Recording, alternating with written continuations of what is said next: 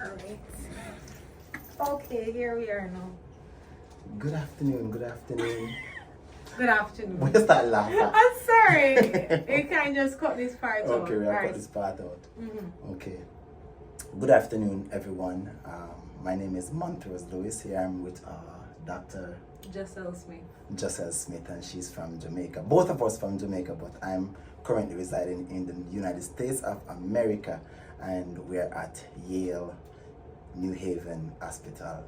Yes, so today I have this wonderful person in my presence, and I say, you know what, I can't afford for her to leave and we don't get some information about her, about what she does and stuff like that. So I'm going to ask her maybe one, or if we can get in two questions, So I hope it interests you. I hope you learn something from it and it's of good interest to you. So let us get it started. So, Doc, how are you doing today? I am good. Yes. I'm What good. brought you here to the United States of America? Well, I came today. Well, I came for a clinical elective in trauma and elective general surgery. Trauma and what? Elective, emergency rather, general surgery. What is that? What is that? Like? So it's somewhat like emergency medicine. You're dealing with the patients as they come into the hospital at the base level, whether it is that they just got shot or they were. Wait. Are you like that?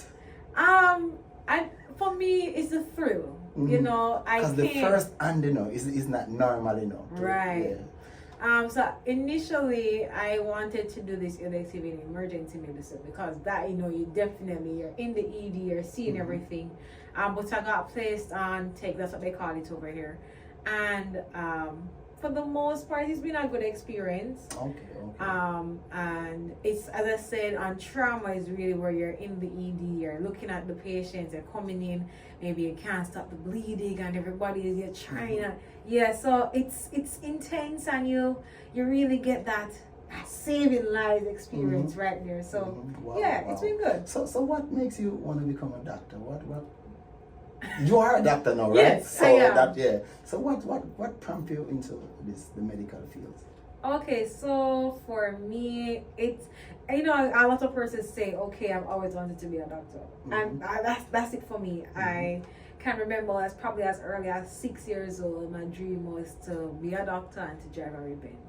That was a dream. Drive a what? A red Benz. Mighty God. Somebody said red Benz. Just type red Benz in the comment section. I like it. So you buy the red Benz already? No. So everything. What about the red shades? What about it? Oh, Is well, red your favorite color? Actually, no. My favorite color is pink.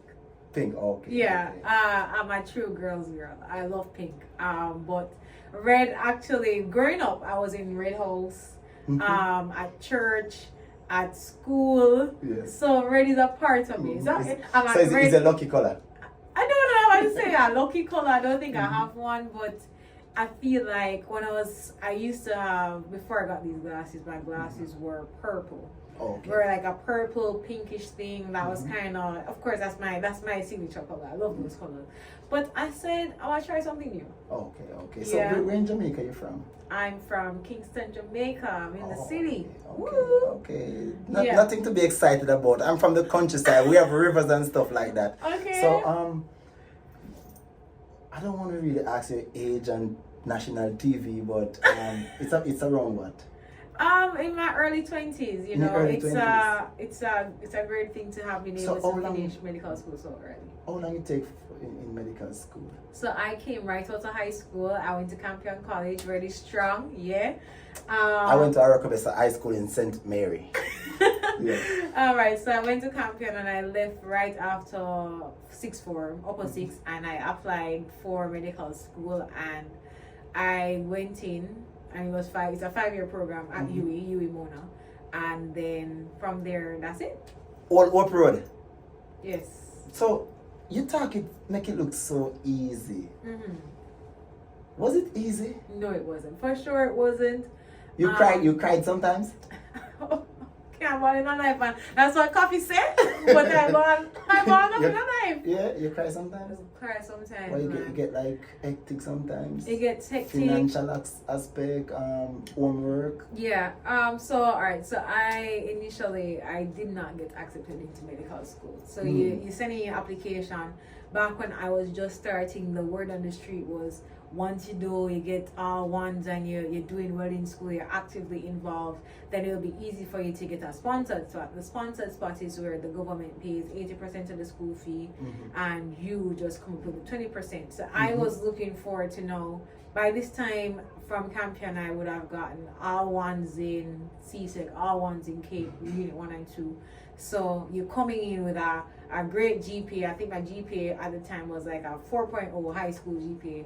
And I was actively involved. I was president of clubs, and I was doing a lot of volunteer work. So my CV going into university was great. So it wasn't about my grades. It wasn't about she don't do nothing. It was the means. I did not show that I could afford to go to medical school. Wow. Yeah. So in Jamaica, the government, is there any system in place to assist students like you, for example? A person have the drive, the qualifications and everything, but what about the financial aspect? Is there any help down there in the system? Well, yeah, that's where the sponsored spot had come in, right? So that is what I was aiming to get. With is it a first come first serve, or who they prefer, or who have the highest grade, or who they think will pay back, or whatever? Is it? Well, it's definitely not about the grade, because there's a point system and the points are based on a grade. And most of the people that are vying for these sponsored spots would have had the full points because all of us are coming with all ones. So it's definitely not the grades. But for some people, what happened is that they were denied the year before. Because either they did not have the means, and so maybe the government would have said to them, all right, sit out the year and next year you get the sponsored spot. So those persons, though, from the overflow from the year before would have come into your year now, and so you would have qualified in your year. They're going to tell you the next thing for pushback. Oh, okay. So Doc, where we go from here? So you're from gonna here, go back to work.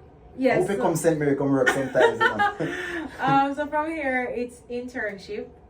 From internship, then how the system is set up, you do a 1 year of internship where you do a rotation through the general parts of medicine, so that's surgery, medicine, obstetrics and gynecology, and pediatrics.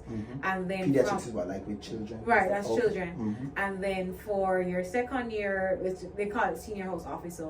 So you do 2 rotations in specialties that you're interested in. Let's say it's ophthalmology or it's orthopedics or anything along that line, anesthesiology, for instance. And then you spend some time in the clinic, in the public health clinic. After that, you move on to your residency program, or you call it medical officer, but if you're in a program, you're called a resident, and that would be in any specialty that you are interested in doing. And then you just continue moving up the ranks. You finish your program, then you can become a consultant if there are any available consultant spots, because really what a consultant is the spot, but once you finish your program, you are qualified in that field. So if you want to like open a doctor's office for yourself, how would you go about that? Well, based on my understanding, years of service, or? Yeah, for sure. So you have to, based on what I've understood so far, you have to finish the internship. Okay. Right. Okay. So and the internship is 1 year. Is 1 year. Okay. So when you finish your internship, having successfully completed, because it's somewhat like medical school in a sense that you're still being assessed at the end of each rotation, but it's different because now you are in charge of the care of the patient, whereas as a student you're still reporting. I mean, you still report as an intern, but it's just different because now you are the doctor they call for. Doctor, thank you for coming through. I wanted to just give the last word to someone who is there in school. What you call doctor school? Medical school. Medical school now, and they're feeling down. Sometimes they want to give up. Just encourage them for 30 seconds for me before we wrap up this session. The mere fact that you have made it into medical school would mean that you have the capabilities, and sometimes the journey gets rough and it becomes daunting, but believe in the same God that has carried you thus far, that He's well able to see you through to the end. Wow. Yeah. So there you have it. Our first podcast. Well, it's a podcast, right? All right. Our interview. What's the difference? Whatever you want to call it. Let's say podcast to make it sound good. Okay. So here we have our first podcast with Montrose Lewis. I should tell them what I do. I Yeah. feel good. See. Tell them how are you? So I'm the supervisor for the OR at but you said they call the OR something different in OT, Jamaica. OT, operating theater, operating. Okay, yes, they call it operating theater in Jamaica. Here we call it the operating room in Yale Yale Hospital, and she's from what, KPH? Well, Kingston yes, Public the Hospital. Southeast Regional Health Authority. South Region. Okay, Yeah, okay, Sarah. sound good. Yeah. Sound good. So thank you for watching, guys, and if you have questions, you can put it in the comment section below. Dr. Smith will be readily available to answer all questions and stuff like that, and we appreciate you watching. No, the bloggers, they always say, make sure to Like, share, subscribe, and click the notification bell so you'll all be updated with his latest videos. Until next time, we're signing off. Bye. Thank you so much. Classic.